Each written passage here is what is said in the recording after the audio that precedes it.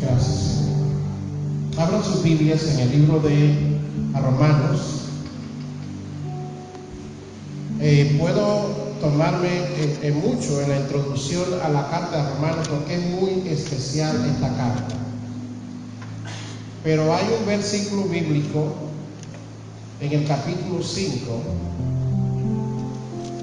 que ha sido un versículo bíblico que ha revolucionado la vida de muchas personas. Los reformadores de la iglesia, los padres de la reformación, de la reforma de la iglesia, ellos basaron sus vidas y encontraron una relación con Cristo a través del secreto escondido en este versículo. Es el capítulo 5, el versículo 1.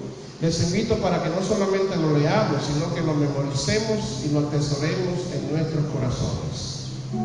Justificados pues por la fe, tenemos paz para con Dios por medio de nuestro Señor Jesucristo. Una vez más, justificados pues por la fe, tenemos paz para con Dios por medio de nuestro Señor Jesucristo.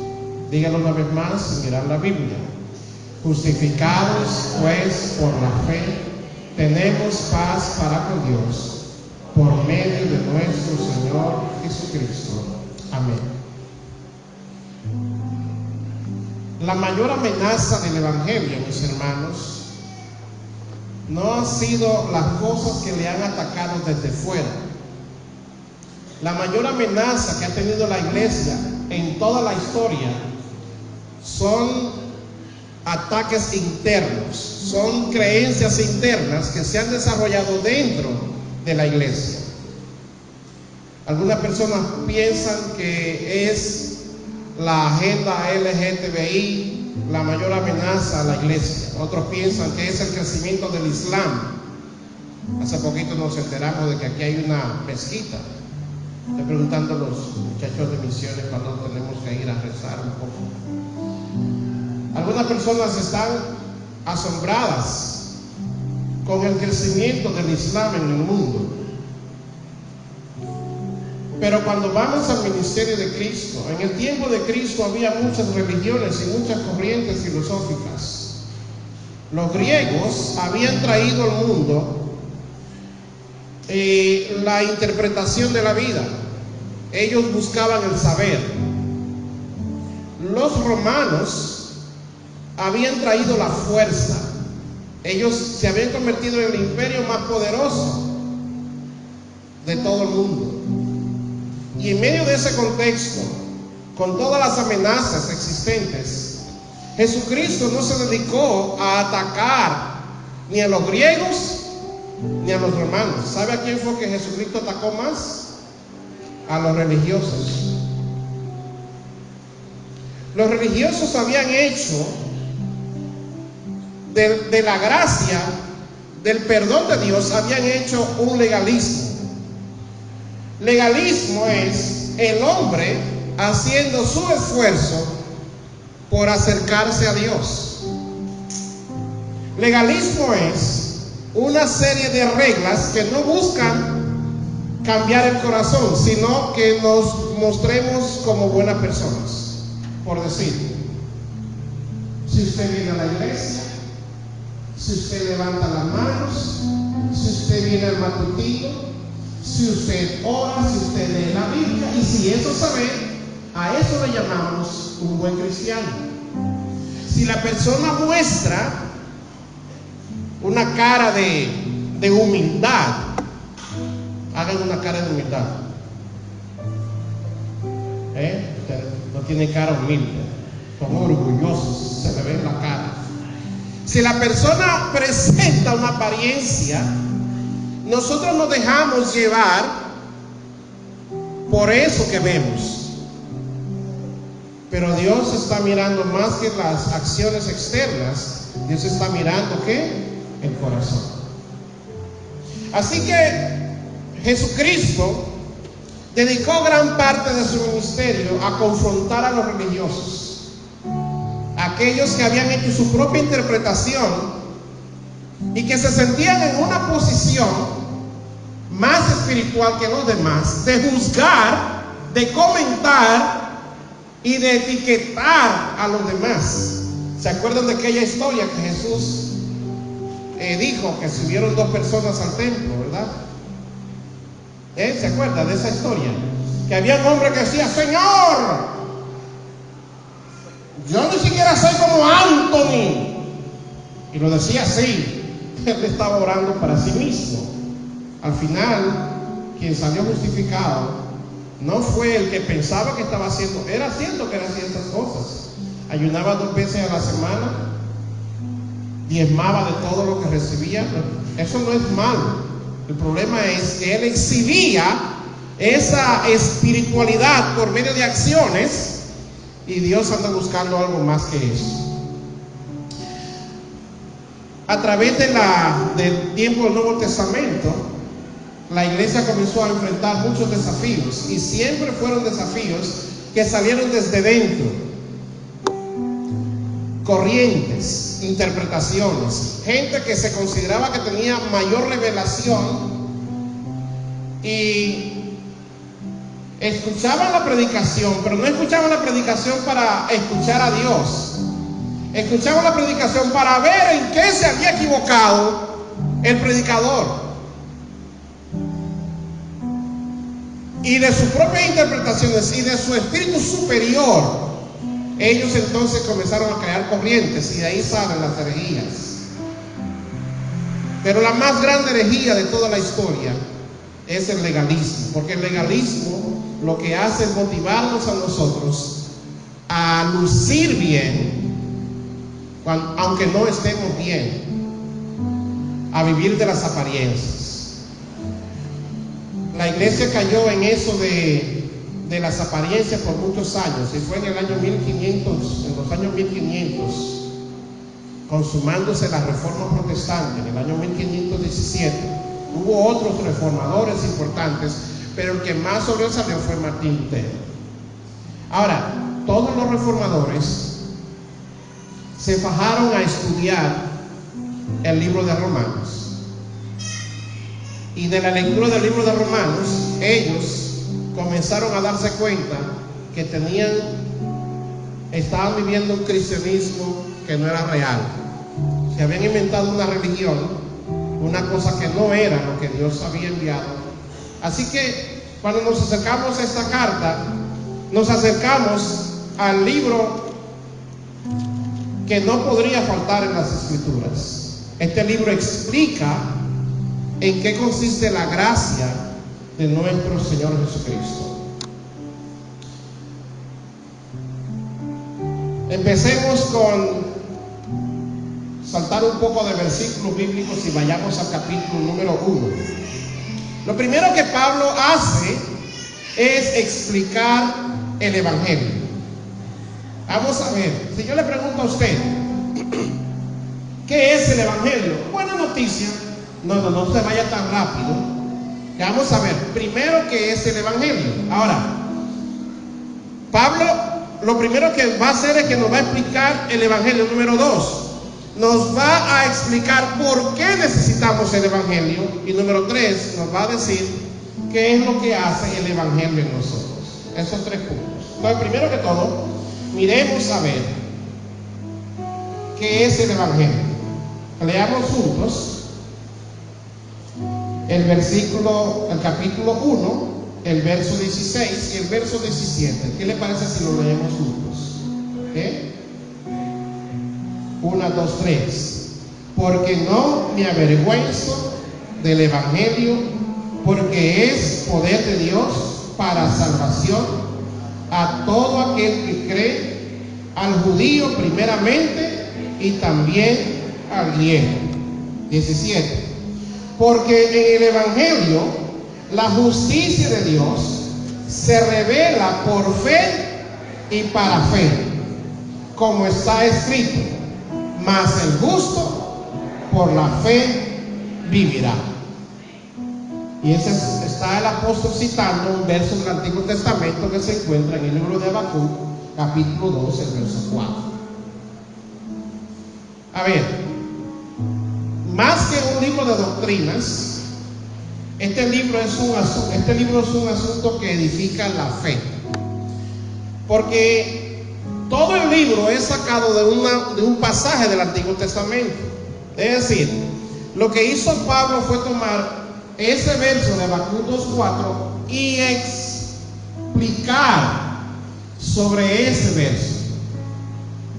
Es el único libro de la Biblia que está basado en un versículo del Antiguo Testamento completamente. Y lo primero que hace Pablo es explicar que el Evangelio es poder de Dios para salvación. Y eso suena bonito. Eso suena bonito, pero el libro nos va a explicar por qué es que el Evangelio es una fuerza tan poderosa en la vida de la persona. Número 2. Miremos entonces que Pablo nos explica por qué es que nosotros necesitamos el Evangelio. No hay que ser muy teólogo para darse cuenta que somos personas necesitadas de la gracia de Dios. Pero miremos que lo primero que Pablo dice es: los gentiles, es decir, las naciones que no son judías, han pecado. Capítulo 1, el verso 18. Leamos el verso 18. Por favor, lea conmigo para que capte y lleve y vaya permitiendo que la palabra se revele a su corazón. El tema que tiene usted ahí es la culpabilidad del hombre.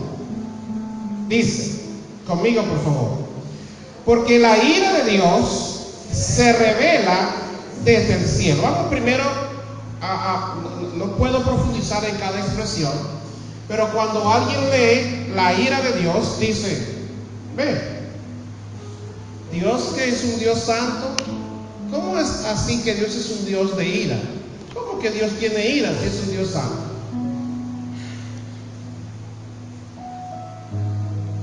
Precisamente, la ira de Dios se revela precisamente porque Él es un Dios santo. Es decir, Dios en su naturaleza, Él es perfectamente santo. Dicen los serafines que Dios es 3 veces santo. Eso quiere decir que el carácter de Dios es santo, tan santo, que Él no admite, en Él no hay ni siquiera un ápice, ni siquiera un pedacito. En Dios no hay malos pensamientos, en Dios no hay malas palabras, no hay malas acciones. Dios es perfectamente santo, es decir, su carácter es perfecto. No hay nada inmundo que pueda entrar en Él. ¿Por qué? Porque su naturaleza es la santidad. Me siguen hasta aquí, ¿verdad? Dios creó al hombre y Dios no creó un robot. Dios creó un ser humano. ¿Qué es lo que nos hace nosotros seres humanos? Que tenemos la capacidad de escoger el bien o el mal. Ese ser humano que Dios creó, Adán en principio, él tenía la inclinación a lo malo o a lo bueno. ¿Cuál era la inclinación original de Adán? En principio era escoger lo bueno. Pero como era hombre, fue tentado a hacer lo malo. Y entonces esa maldición del pecado nos alcanzó a todos porque venimos de Adán. ¿Me siguen hasta aquí, hermanos? Muy bien. Como Dios es santo y Él nos ama, Él no puede tolerar el pecado que nosotros cometemos. Y como Él nos ama, la reacción de su santidad es ira, es molestia, es un deseo de destruir, porque no hay nada que pueda entrar en Dios que le contamine. Por lo tanto, es como el fuego. El fuego es de pronto la mejor ilustración de la santidad de Dios. El fuego está presente en todas las áreas de nuestra vida. Estos bombillos funcionan porque hay un fuego, una chispa, una corriente eléctrica que ilumina, que hace posible que haya un fuego. Ahora, si yo echo este celular en el fuego, ¿qué ocurre con el celular? O sea, no es que el fuego es malo. El fuego no es malo en sí. Con el fuego cocinamos los alimentos. Con el fuego funciona todo. Los vehículos funcionan con fuego. Pero así como el fuego es bueno por un lado, si usted expone el celular, por muy bueno que sea el fuego, la naturaleza del fuego es ser fuego. Y si echa el celular, él no va a distinguir, no porque desprecia el celular, simplemente esa es su naturaleza, él es fuego. Echa el celular, inmediatamente se va a derretir. Así es Dios. Es decir, no es que Él nos aborrezca, Él aborrece es el pecado. Y la reacción natural de lo que ocurre cuando algo pecaminoso se encuentra con Dios es o arrepentimiento o se consume, una de las dos. Por eso que la Biblia dice que Dios también es ¿qué? Fuego consumidor, porque Él no puede aceptar el pecado. ¿Me están siguiendo, hermanos? Por eso el apóstol Pablo dice que la ira de Dios se revela, porque Él es fuego consumidor contra toda impiedad e injusticia de los hombres que detienen con injusticia la verdad. Verso 19. Porque lo que de Dios se conoce les es manifiesto, pues Dios se lo manifestó. Sigue conmigo, por favor. Vente. Porque las cosas invisibles de Él, su eterno poder y deidad, se hacen claramente visibles desde la creación del mundo, siendo entendidas por medio de las cosas hechas. Es decir, las cosas invisibles son explicadas en la obra de Dios. ¿Usted alguna vez no le ha pasado que usted está frente al mar? Dice, wow, qué grande es Dios. ¿No le ha pasado a usted? O un día usted ve el cielo y dice, wow. ¿No le surge como cantar esa canción? Cuán grande es Dios, cuando usted ve el cielo lleno de estrellas. Dios se revela por medio de su obra. Y dice que las cosas invisibles de Él, su eterno poder y su deidad, se hacen claramente visibles desde la creación, siendo entendidas por medio de las cosas hechas, de modo que no tienen excusa. Aún las tribus primitivas, en donde no había iglesia, ellos recibieron una manifestación de Dios por medio de la creación. Siga conmigo. El verso 21.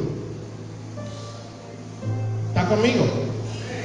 A ver, lea por favor. Esto es importante que no me pierdan ni pie ni pisada para que podamos llegar a puerto seguro. Pues habiendo conocido a Dios, ¿qué hicieron? No le glorificaron como a Dios, ni le dieron gracias, sino que se envanecieron en sus razonamientos, y su necio corazón fue entenebrecido. Profesando ser sabios, se hicieron necios, y cambiaron la gloria del Dios incorruptible en semejanza de imagen de hombre corruptible, de aves, de cuadrúpedos y de reptiles. Es decir, la gente, en vez de acercarse a Dios, lo que hizo fue que se hizo unos ídolos.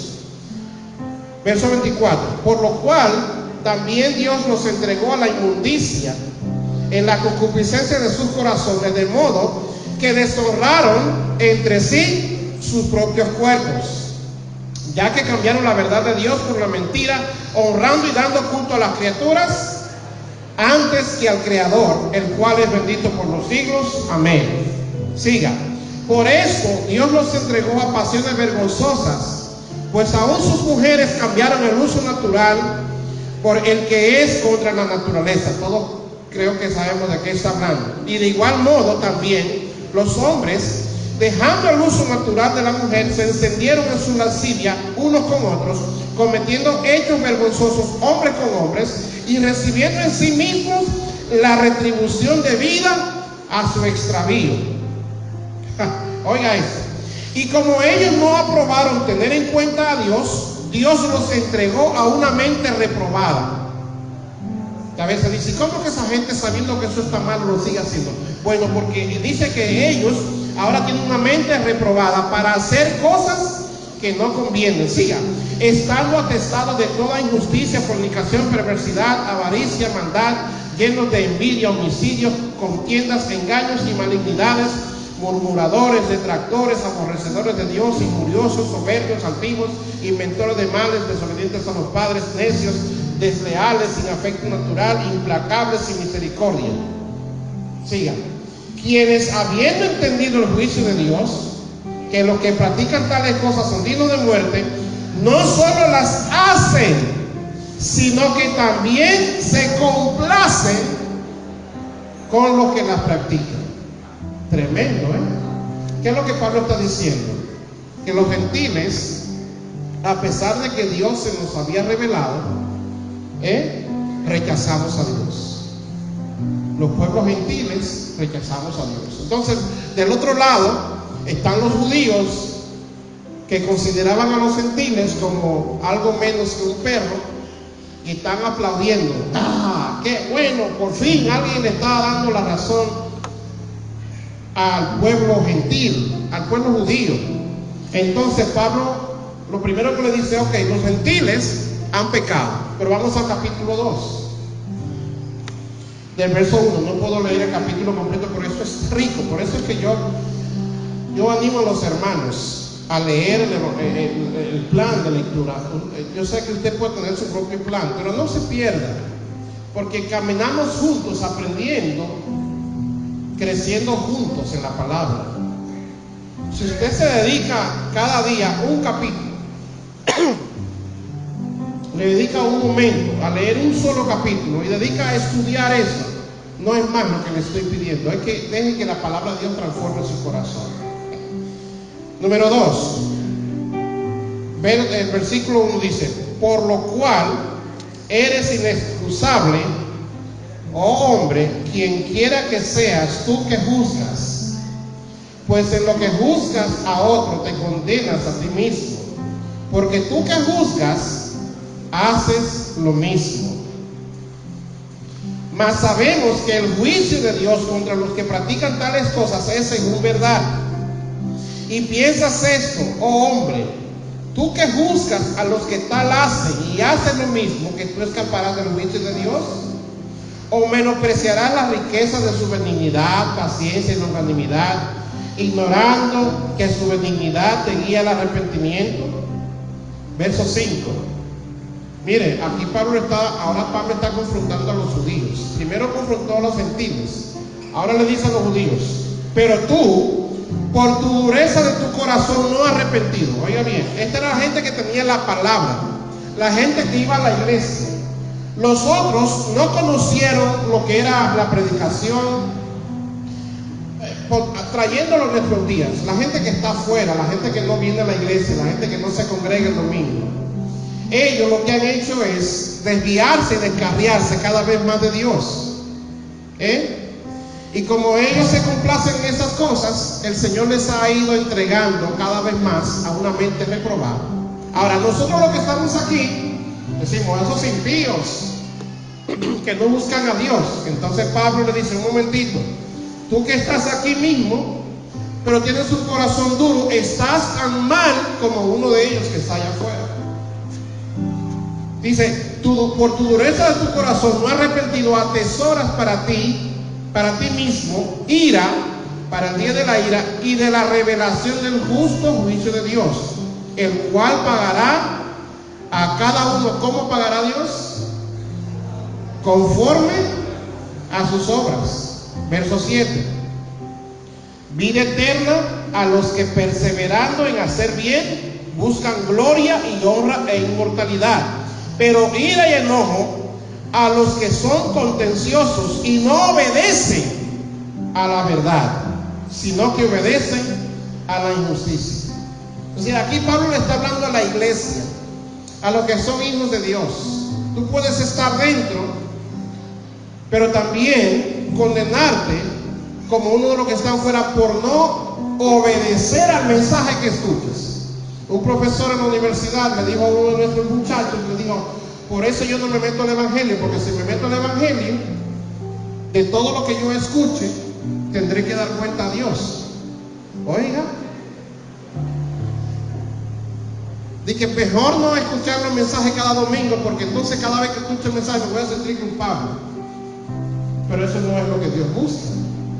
Dios lo que busca es que nosotros como creyentes entendamos, estando afuera es peor,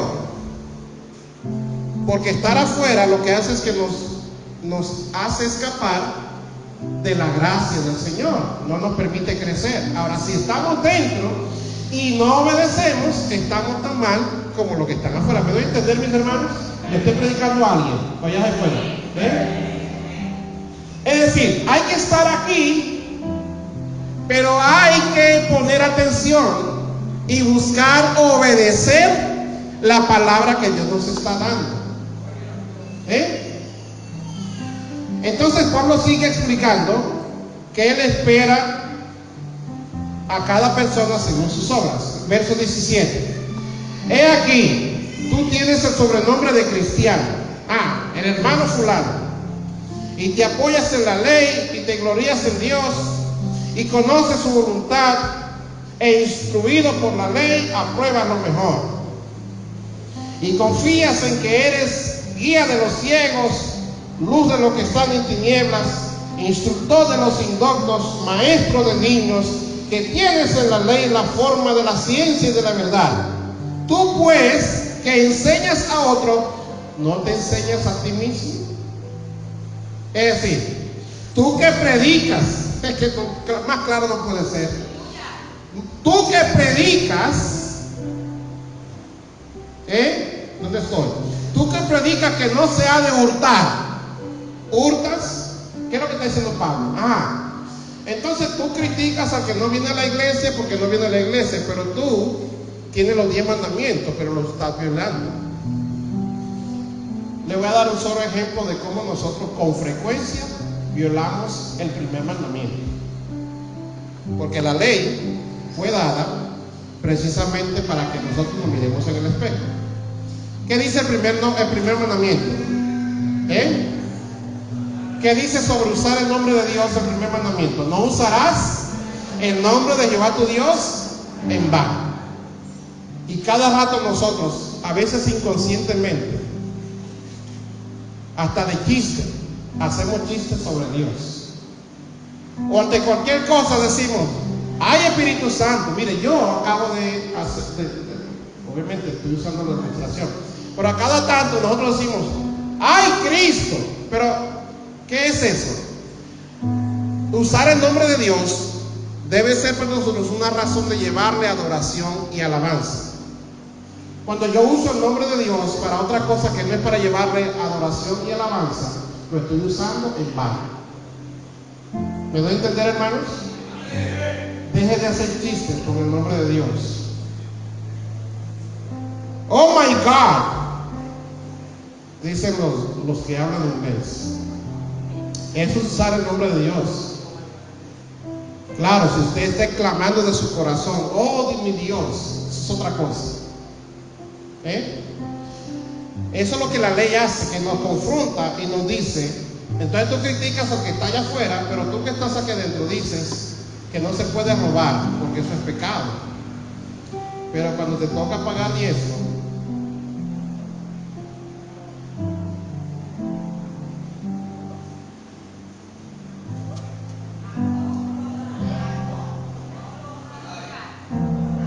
y yo sé que eso es cuando le toca 500,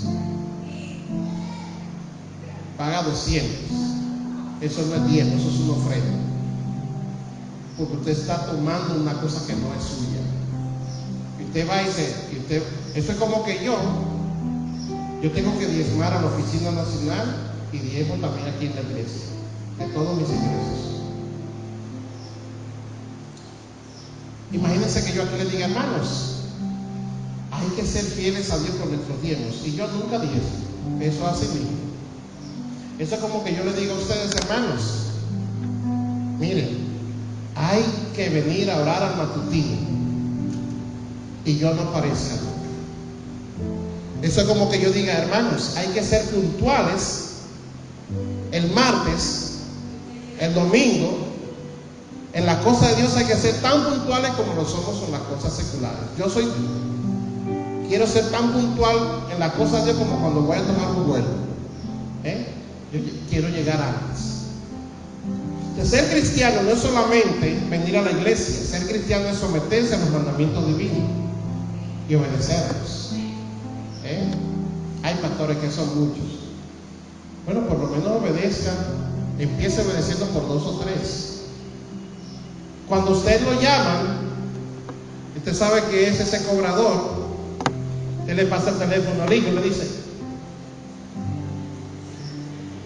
eso es hablar mentira. Cuando usted se toma una foto en la habitación y pone la boca de pato y muestra un poco de nalga, muestra el espejo y coloca un verso, dice: bendecida, prosperada y en victoria. Eso es dar un mal ejemplo. Usted no está bendecido, usted está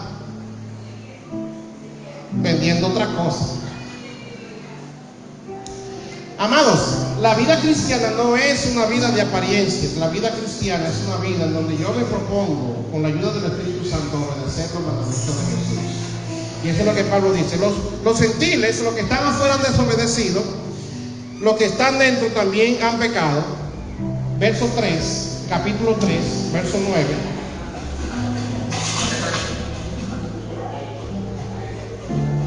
Dice: ¿qué pues? ¿Somos nosotros mejores que ellos? En ninguna manera. Pues ya hemos acusado a judíos y a gentiles de que todos están. ¿Quién está bajo pecado? ¿Los que están allá afuera en la calle? Todos están bajo pecado. ¿Qué dice entonces? Como está escrito, verso 10, lea conmigo por favor. Como está escrito: no hay justo, ni aún uno. No hay quien entienda, no hay quien busque a Dios. Todos se desviaron, aún se hicieron inútiles. No hay quien haga lo bueno, no hay ni siquiera uno. Dice: sepulcro abierto es su garganta, con su lengua engaña. Veneno de áspides hay debajo de sus labios. Su boca está llena de maldición y de amargura. Sus pies se apresuran para derramar sangre. Quebranto y desventura hay en sus caminos, y no conocieron camino de paz. No hay temor de Dios delante de sus ojos. En resumen, ni allá afuera ni aquí adentro hay uno de nosotros que pueda decir: yo me considero justo delante de Dios. No por Cristo, no, sino porque yo soy buena persona. No hay uno de nosotros que pueda decir: yo nunca peco. No hay ninguno de nosotros que pueda decir: soy perfecto. Ahora, esto es una mala noticia, pero a la vez es también una buena noticia. Verso 21. ¿Por qué es una buena noticia? Lea conmigo el verso 21. Pero ahora, aparte de la ley, se ha manifestado que la justicia de Dios, testificada por la ley y por los profetas. Siga conmigo. La justicia de Dios por medio de la fe en Jesucristo, para todos los que creen en Él, porque no hay diferencia. Esa es la buena noticia. Nosotros somos injustos, pecadores, pero se ha revelado la justicia de Dios. ¿Qué es la justicia de Dios? Imagínese que usted entra con unas esposas y unos gritos arrasando a la sala donde está, de este lado está el fiscal, la barra acusadora, de este lado está usted, atado de pies y manos.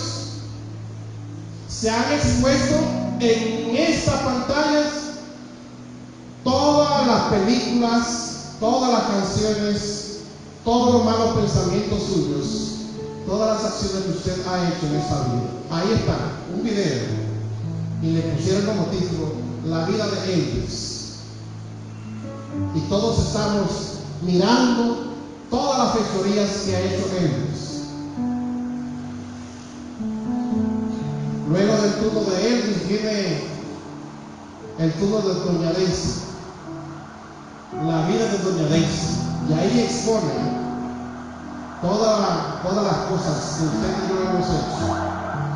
El juez, que acaba de mirar las evidencias en video, y tiene aquí unas cajas bien grandes. A mí me hace acordar la película de Todopoderoso de Jim Carrey, cuando él está buscando entre las gavetas, que sale la gaveta con los pecados de él, es una cosa que lo lleva del otro lado. Todo el archivo, cajas enormes ahí, con todas las fechorías que él le hizo a Virginia antes de conocer a Cristo. Dije que ponga un poco más de caja, Virginia.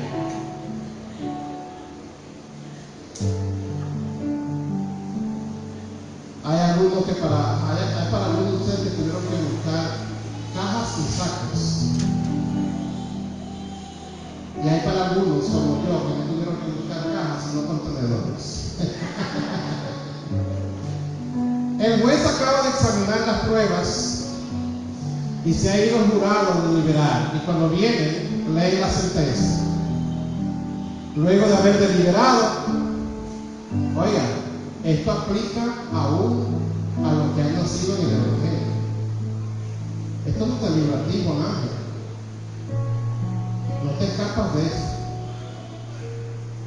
Naciste en un lugar cristiano, eres un niño excelente y todo eso, pero igual había un contenedor de todas tus desobediencias y todas las berrinches grandísimas. Por cada pique que hiciste, ahí está uno. Porque los ángeles ¿tú sabes que los ángeles, hay ángeles que van anotando? Bueno, yo creo que ya están un poquito más modernos y están usando tabletas ahora. ¿Sí? No, allá en el cielo hay libros, hermanos. Dice que se abrieron libros. Y que se abrió un libro más grande. Y el que no se halló inscrito en el libro de la vida fue lanzado al lago de fuego. Dice que por eso es que hay que estar inscrito en ese libro. Y por eso es que hay que mantenerse aprendiendo, congregarse, orar, leer la Biblia. ¿Por qué? Porque yo quiero aprender cómo puedo ser mejor creyente. Ya Él me salvó, ya soy salvo, pero si dejo, es como que usted deje de bañarse. Miren, ustedes están elegantísimos hoy. Se ven elegantes. Miren, si yo quisiera tener el cabello así como real, sí.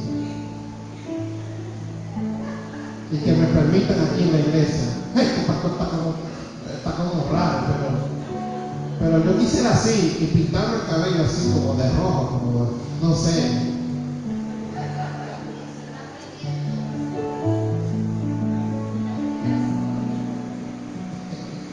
Están elegantes ustedes hoy. Porque uno viene para la casa de Dios, ¿verdad? Se pone ropa limpia, se pone sus perfumitos. Si no se baña mucho, se pone un poco más de perfume, por si acaso, ¿verdad?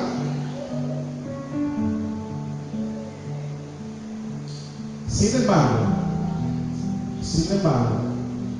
lo que más importa es que el nombre suyo esté anotado en el libro de la vida. Los ángeles están tomando notas. Es más, por si acaso alguno está pensando, ¿ya qué va a tener el culto? Ya la gente está anotando eso también. De cualquier risa es pura coincidencia, ¿no? Ahí está el ángel anotado. Ahí está Miguel, ahí. ¿Qué es lo que está pensando el ángel anotado? Se abrieron libros. Entonces, todos han sido expuestos ante el juez. El juez ha regresado y ha dicho: por medio de la presente sentencia, declaramos que la señora Sobeida de los Santos es declarada culpable. Y como la paga del pecado es muerte, está condenada a vivir en el infierno. por la eternidad. Esa sentencia no solamente fue hecha sobre ella, fue hecha sobre Rosa, sobre Lucía, sobre Jan, sobre cada uno de nosotros. Por eso es que Colosenses 1, por eso es que cuando nosotros alabamos a Dios, el cristiano que ha tenido un encuentro con Jesucristo, cuando alaba a Dios, dice: wow, Señor, yo era condenado al infierno. Dice Colosenses 1 que Cristo tomó el acta de los decretos, oiga, la sentencia que estaba hecha sobre ti, y la clavó en la cruz, y allí cambió tu futuro. Allí cambió tu futuro. Ya no es Cruzita la hija de Satanás, ahora es Cruzita la hija de Dios. Dios cambió el nombre. Y entonces viene el juez, condena. Pero de repente aparece alguien vestido de blanco, con una herida en la mano izquierda y otra herida en la mano derecha. Y él dice: Padre. Y cuando él levanta la mano así, todo el mundo en la sala puede ver que tiene un clavo marcado. ¿Quién es ese? Padre, un momento. Es cierto que Xiomara ha cometido sus pecados. Y Satanás dice: ve, yo pensaba que le iba a defender. Eso es cierto, Satanás contento. Es cierto que Xiomara se ha descarriado. No que se descarrió ahora, toda la vida. Dice: mira, que todos nosotros nos descarriamos, pero Cristo reclama la vida. Por eso es que la Biblia le llama a Cristo el intercesor, porque Él intercede por nosotros y ha puesto la obra de la cruz, la garantía del sacrificio de Cristo. Por eso que dice: justificados pues por la fe tenemos paz para con Dios.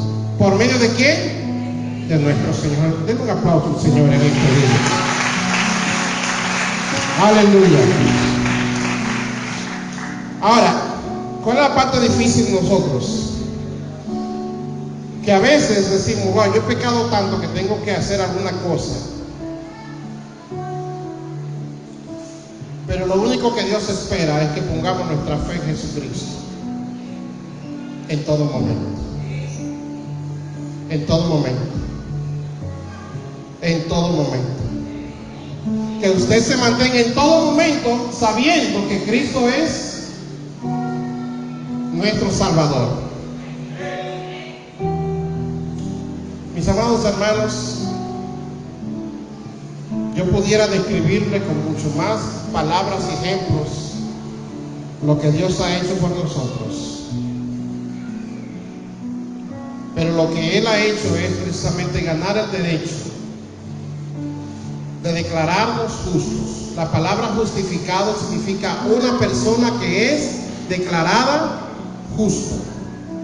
Y como no hay en nosotros ningún mérito para merecer ese título, necesitamos la obra de Cristo en nosotros. Por eso el apóstol Pablo dice: por quien tenemos entrada por la fe a esta gracia, en la cual, diga conmigo, tenemos entrada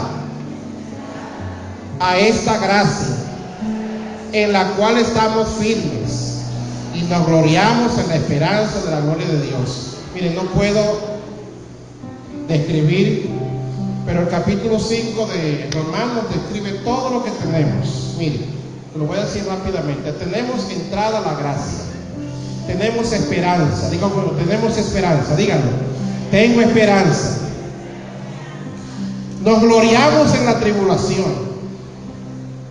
Tenemos vida eterna en Cristo Jesús.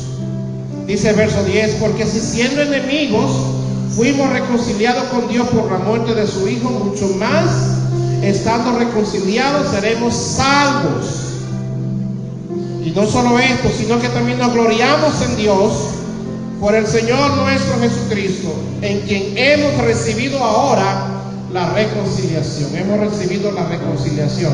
Luego explica el ejemplo de Adán y Cristo. Primero explicó el ejemplo de Abraham, que fue justificado solo por creer en Jesucristo. No es más que eso, creer en Jesucristo. Hechos 16:31. Cree en el Señor Jesucristo y serás salvo tú y tu casa. Póngase de pie, por favor, y lea conmigo en el verso 15 del capítulo 5, por favor. Pero el don no fue como la transgresión, porque si por la transgresión de aquel uno murieron los muchos, abundaron mucho más para los muchos la gracia y el don de Dios por la gracia de un hombre que se llama Jesucristo. Y con el don no sucede como en el caso de aquel uno que pecó, porque ciertamente el juicio vino a causa de un solo pecado para la condenación, pero el don vino a causa de muchas transgresiones para justificación. Pues si por la transgresión de uno solo reinó la muerte, mucho más reinarán en vida por uno solo, Jesucristo, los que reciben la abundancia de la gracia y del don de la justicia. Sigue Pablo explicando el Evangelio. Así que, como por la transgresión de uno vino la condenación a todos los hombres, de la misma manera por la justicia de uno vino a todos los hombres la justificación de vida. Porque así como por la desobediencia de un hombre los muchos fueron constituidos pecadores, así también por la obediencia de uno los muchos serán constituidos justos. Verso 20 conmigo. Pero la ley se introdujo para que el pecado abundase. Lea eso conmigo. Mas cuando el pecado abundó, sobreabundó la gracia, para que así como el pecado reinó para muerte, así también la gracia reine por la justicia para vida eterna mediante Jesucristo nuestro Señor. Denle un aplauso al Señor este día. Si alguien puede levantar sus manos en este día y darle gracias al Señor.